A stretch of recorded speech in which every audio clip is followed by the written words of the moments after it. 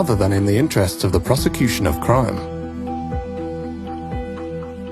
In February 2022, The Guardian newspaper reported that the former Conservative minister, Lord Folkes, who attempted to introduce a public register of overseas property owners in 2017 and 2018, was approached by civil servants from 4 government departments who told him to drop the public register of overseas property owners. Lord Folkes told the newspaper that it is a real irony that our reputation for protecting the rule of law is one of the things that attracts people who have very little regard for the rule of law themselves and come from countries which ignore it almost altogether. We approached the FATF, the National Crime Agency, the Foreign Office, John Glenn MP, the Economic Secretary to the Treasury, and Priti Patel MP in charge of the Home Office. None of these individuals and organizations agreed to take part in this documentary.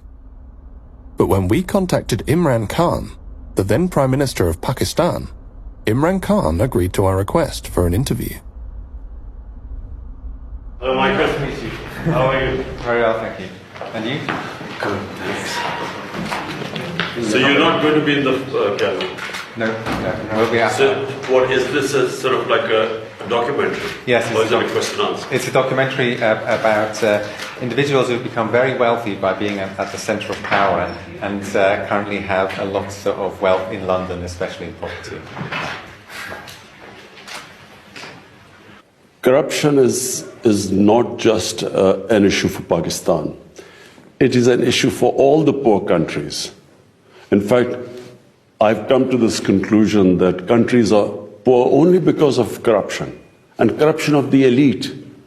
It's the corruption of the powerful that destroys a country, not the corruption of the weak.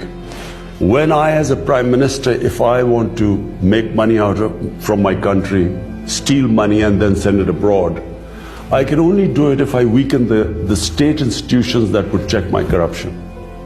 So the institutions get corrupt, and they get weaker, and they cannot stand in front of the powerful. The richer countries must come forward and treat money taken out of poor countries, money laundered out of poor countries, the same way as terror financing and as drug money.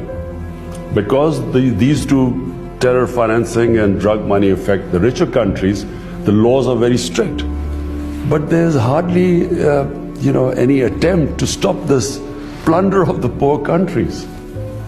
I feel that there is no incentive for rich countries to repatriate money or take action against these people, because they benefit from them.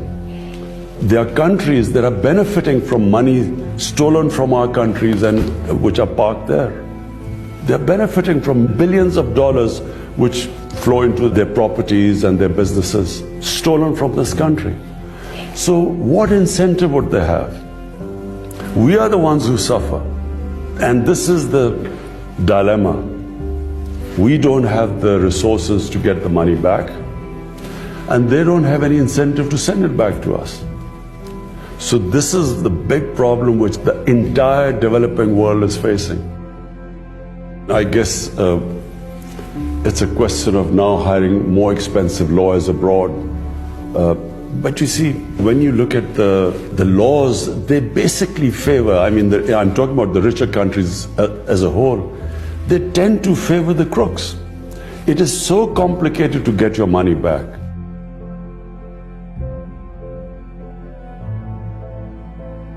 Imran Khan has raised this issue in almost every forum that the rich countries must take care of poor countries, and the care involves that the looted money that is now invested in the rich countries must be returned to the original countries. In Panama Papers, the properties of Shareefs are categorically mentioned, and all these properties are in the heart of London.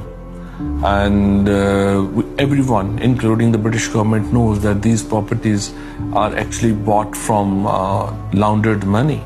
I think international politics play a big role here. So some countries, they say that what is ours and what is yours is also ours. So this is the case with British government right now.